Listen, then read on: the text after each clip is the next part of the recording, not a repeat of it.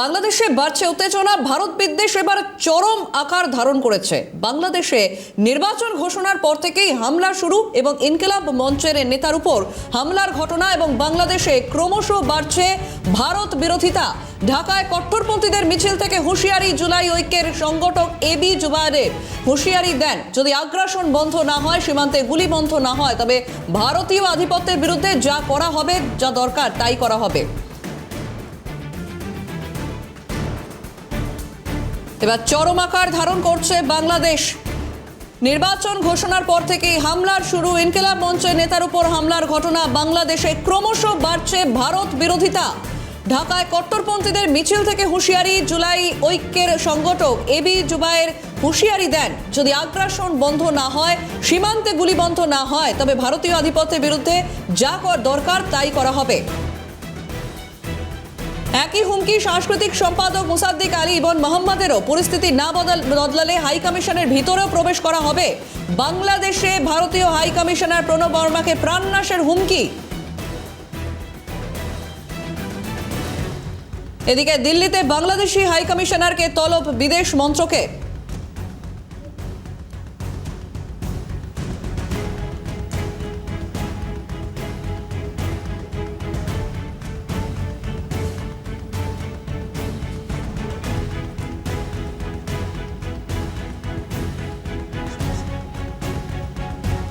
আমাদের সঙ্গে ফোন লাইনে রয়েছেন আন্তর্জাতিক সম্পর্ক বিশেষজ্ঞ শুভাশিস ব্যানার্জি। শুভাশিস বাবু, আপনাকে ক্যালকাটা নিউজে স্বাগত। বাংলাদেশে ইতিমধ্যেই উত্তেজনা বাড়ছে এবং সেখানে এবার ভারত বিদ্বেষ চরম আকার ধারণ করছে এবং সেখানে রীতিমতো বলা হচ্ছে যে বাংলাদেশের ভারতীয় হাই কমিশনার প্রণয় বর্মাকে প্রাণনাশের হুমকি দেওয়া হচ্ছে।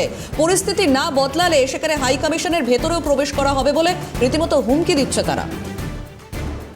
দেখুন, জামাত বুঝে গেছে যে ভোট হলে জামাত 20-25টার বেশি সিট পাবে না এবং সেটা বুঝে যাওয়ার পরেই জামাত তাদের পলিটিক্যাল ন্যারেটিভ তৈরি করার চেষ্টা করছে এবং যেটা আমরা গত 1-1.5 বছরে দেখেছি ইউনিস শাসনকালীন বাংলাদেশে, সেটা হলো ভারতবর্ষ হলো একটা পলিটিক্যাল ন্যারেটিভ এবং সেই পলিটিক্যাল ন্যারেটিভটাকে আরো বেশি অনুভূত না করলে বাংলাদেশের মধ্যে জামাতের পলিটিক্যাল প্রেজেন্সটা জামাত বোঝাতেই পারবে না এবং সেই কারণেই এই উত্তেজনা ইচ্ছাকৃত সৃষ্টি করা, সেই কারণেই বেশ কিছু ভুল ন্যারেটিভ তৈরি করা এবং সেই কারণেই গোটা পৃথিবীর মধ্যে প্রথমবার সম্ভবত একটা দেশ, ভারতবর্ষ, যে শান্তির দূত হিসাবে গোটা পৃথিবীতে পরিচিত, সেই দেশটাকে কোনো দেশের বিরুদ্ধে বা কোনো দেশের মধ্যে সন্ত্রাসবাদ প্রচার করার হিসাবে চিহ্নিত করে এটা নিজেদের পলিটিক্যালি পরিষ্কার রাখার চেষ্টা করছে এবং এটা সত্যকার এবং খুব শিগগিরই তারা এর ফল হাতে নাতে পাবে। বেশ, ধন্যবাদ শুভাশিস বাবু। কূটনৈতিক বিশেষজ্ঞ শুভাশিস ব্যানার্জি ছিলেন ফোন লাইনে। আমরা শুনবো যে জুলাই ঐক্যের সংগঠক এবি জুবায়ের হুঁশিয়ারি দেন এবং তিনি বলেন, যদি আগ্রাসন বন্ধ না হয়, সীমান্তে গুলি বন্ধ না হয়, ভারতীয় আধিপত্যের বিরুদ্ধে যা করা দরকার তাই করা হবে। কি বলছেন তিনি, শুনবো। হায়দ্রাবাদ নয়, কাশ্মীর নয়, দাদাগিরি করবো, সেই সুযোগ আমরা দিব না। বিশ্বের এমন কোন দেশ নাই যেই আমার দিকে চোখ তুলে দেখাবে, সেই চোখকে আমরা উপরে দিব ইনশাআল্লাহ। আমাদের হাইকোর্ট হামলা করেছিলেন, আমরা হামলা করবো না, আমাদের ভয় নাই।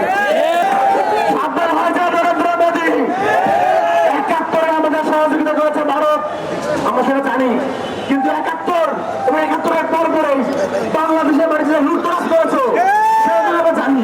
সুতরাং ভারত বেশি বাড়াবাড়ি করল না। এবং এই একই হুমকি সাংস্কৃতিক সম্পাদক মুসাদ্দিক আলী ইবনে মোহাম্মদের। কি বলছেন তিনি, শুনবো। 6 তারিখ খুনি হাসিনাকে ফেরতের দাবিতে আমার দল জাকপার পক্ষ থেকে ভারতীয় দূতাবাস ঘেরাও করতে এসেছিলাম। সেদিন বাড্ডার মোড়ে আমাদেরকে পুলিশ থামিয়ে দিয়েছিল। আজকে আরো বহুদূর এগিয়ে এসেছি, পরের বার এখানে থামবো না, ভারতীয় দূতাবাসে ঢুকে যাবো ইনশাআল্লাহ। সর্বপ্রথম বলতে চাই, আমার দেশে থেকে, আমার দেশে খেয়ে, আমার দেশে জীবিকা নির্বাহ করা এইখানে উপস্থিত সকল মিডিয়াকে, সেদিন যাত্রার ঘেরাও কর্মসূচি ভারতীয় পত্রিকায় ছবি সহ নিউজ এসেছিল। বাংলাদেশের জাতীয় দৈনিক 2টা ব্যতীত কেউ ছাপতে সাহস পায় নাই।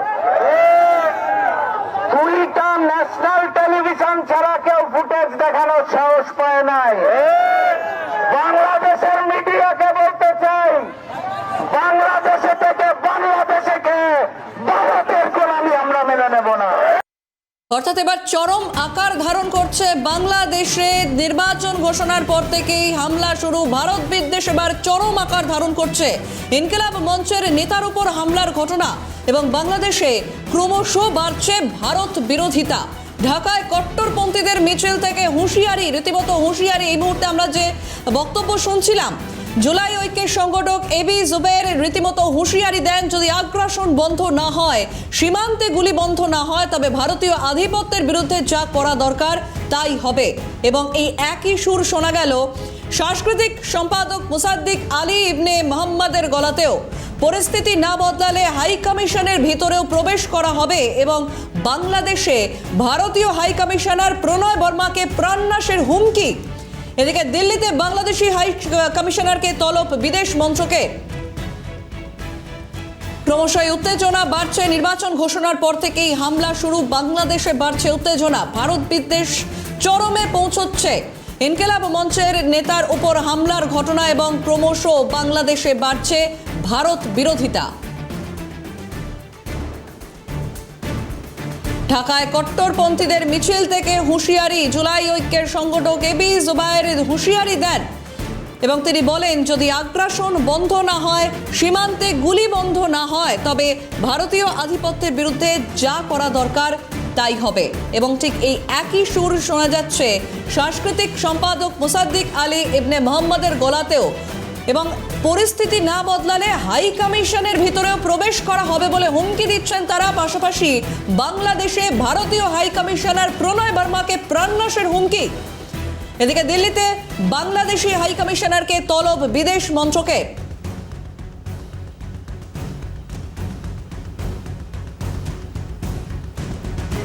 বারংবার ভারতকে হুমকি বাংলাদেশের। ক্রমশই বাড়ছে উত্তেজনা, ভারত বিদ্বেষ চরমে পৌঁছচ্ছে।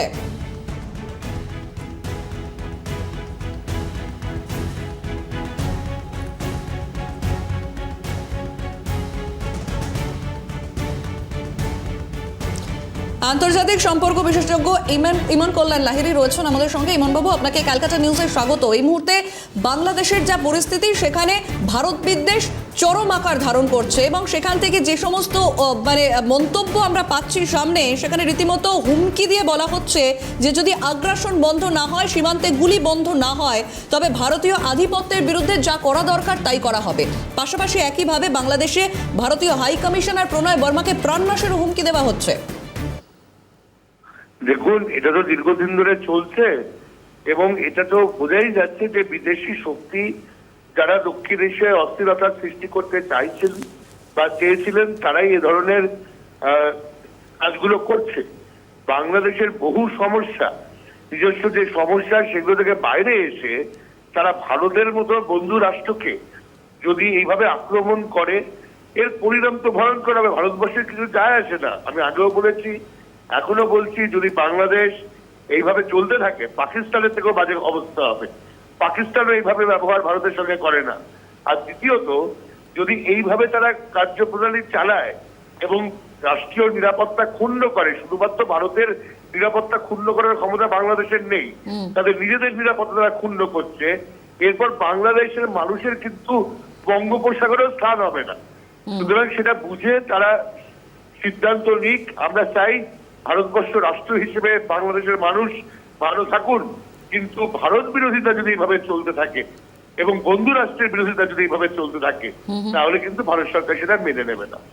বেশ, ধন্যবাদ ইমন বাবু। ফোন লাইনে ছিলেন ইমন কল্যাণ লাহিড়ী, আন্তর্জাতিক সম্পর্ক বিশেষজ্ঞ।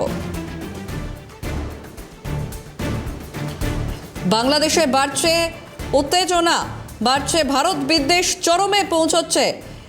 আমরা শুনবো যে জুলাই ঐক্যের সংগঠক এবি জুবের ঠিক কি হুঁশিয়ারি দিয়েছিলেন। সাবধান হয়ে যাও, হায়দ্রাবাদ নয়, কাশ্মীর নয়, দাদাগিরি করবা, সেই সুযোগ আমরা দিব না। বিশ্বের এমন কোন দেশ নাই যেই আমার দিকে চোখ তুলে দেখাবে, সেই চোখকে আমরা উপরে দিব ইনশাআল্লাহ। আমাদের হাইকোর্টে হামলা করেছিলেন, আমরা হামলা করবো না, আমাদের ভয় নাই। সাবধান হয়ে যাও নরেন্দ্র মোদী, ৭১ জানি, কিন্তু 71 এবং 71-এর পর পরে বাংলাদেশের মাটিতে লুটতরাজ করেছো সেটা আমরা জানি। সুতরাং ভারত বেশি বাড়াবাড়ি করিল না, তুমি সাবধান হয়ে যাও। বাংলাদেশের বিরুদ্ধে এবার ব্যবস্থার পথে ভারত, কারণ বাংলাদেশের সাম্প্রতিক পরিস্থিতিতে নোটাম জারি ভারতের। বঙ্গোপসাগরে দীর্ঘ এলাকা জুড়ে নোটাম জারি। 22শে ডিসেম্বর থেকে 24শে ডিসেম্বর পর্যন্ত নোটাম জারি করা হয়েছে এবং বিশাখাপত্তনম থেকে 3240 কিলোমিটার দীর্ঘ এলাকা জুড়ে নোটাম জারি এবং ওই সময় ওই এলাকা দিয়ে বিমান চলাচলের সতর্কতা জারি করা হয়েছে। দূরপাল্লার মিসাইলের পরীক্ষামূলক নিক্ষেপের জন্যই কি এই নোটাম জারি? কারণ ভারতের বিরুদ্ধে উস্কানিমূলক মন্তব্য ঢাকার ছাত্র নেতাদের, তারপরেই ভারতের এই নোটাম জারিতে শুরু হয়েছে জল্পনা। বাংলাদেশের বিরুদ্ধে কি এবার ব্যবস্থার পথে ভারত? কারণ একাধিক হুমকি উড়ে আসছে বাংলাদেশের দিক থেকে এবং রীতিমতো ঢাকার ছাত্র নেতাদের ভারতের বিরুদ্ধে উস্কানিমূলক মন্তব্য। বাংলাদেশের সাম্প্রতিক পরিস্থিতিতে নোটাম জারি ভারতের। বঙ্গোপসাগরের দীর্ঘ এলাকা জুড়ে নোটাম জারি এবং 22 থেকে 24শে ডিসেম্বর পর্যন্ত জারি হয়েছে নোটাম।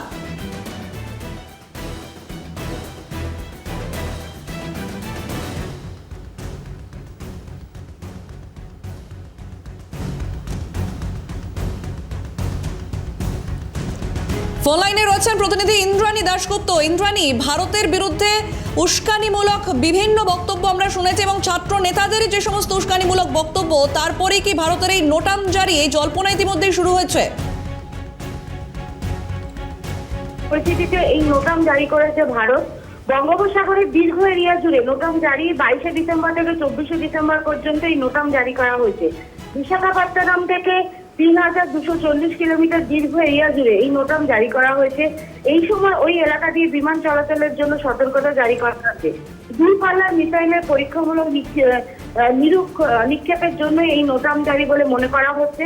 ভারতের বিরুদ্ধে উস্কানিমূলক মন্তব্য ঢাকার ছাত্র নেতাদের, তারপরেই ভারতের এই নোটাম জারিতে শুরু হয়েছে জল্পনা। প্রসঙ্গত তোমাকে জানিয়ে রাখবো যে বাংলাদেশের ভিতরে ভারতের বিরুদ্ধে যে ক্রমাগত উস্কানিমূলক মন্তব্য করা হচ্ছে এবং বাংলাদেশের ঢাকায় অবস্থিত ভারতীয় হাই কমিশনকে থ্রেট মেল পাঠানো হয়েছিল। তারপর কিন্তু দিল্লিতে অবস্থিত বাংলাদেশ হাই কমিশনারকে ডেকে পাঠিয়েছিল নর্থ ব্লক এবং তারপরে এই নোটাম জারি। সবকিছু মিলিয়ে কিন্তু অবশ্যই বেশ কিছু প্রশ্নচিহ্ন তৈরি হচ্ছে। বেশ, ধন্যবাদ ইন্দ্রাণী।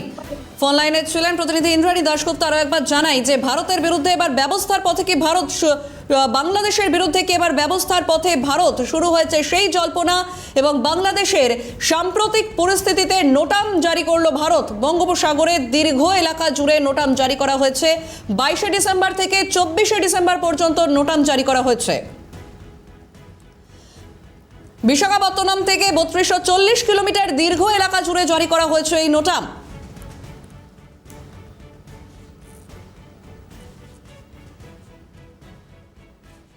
ভারতের বিরুদ্ধে উস্কানিমূলক মন্তব্য ঢাকার ছাত্র নেতাদের।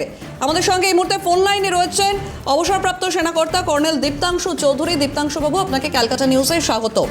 এই মুহূর্তে আমরা যা দেখতে পাচ্ছি, বাংলাদেশের দিক থেকে বিভিন্ন মন্তব্য উড়ে আসছে ভারতের দিকে এবং রীতিমতো উস্কানিমূলক মন্তব্য ঢাকার ছাত্র নেতাদেরও।